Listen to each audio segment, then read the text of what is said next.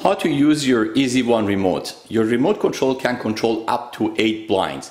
You can control them individually. As you can see, I press number 1 and it is red. You can go forward or backward, or we call opening and closing, or you can select a group.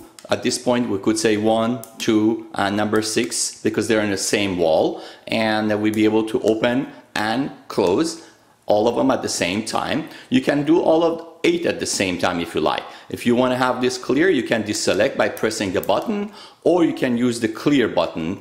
At this instant it would be 1, 2, 4. For clearing, we're going to press clear for about 10 seconds, and you will see the green light will be blinking and it will be deselected. Memory will remember your last action. For example, if you had number 1, number 2 and number 5 and it was going forward or backward, reverse or opening, closing, as soon as you press the memory, the red light will go away. Next time all you have to do is press open or close and the last selected blinds will be working.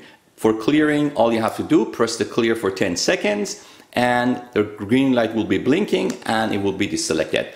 That is how the remote control for EZ1 works. Thank you for watching.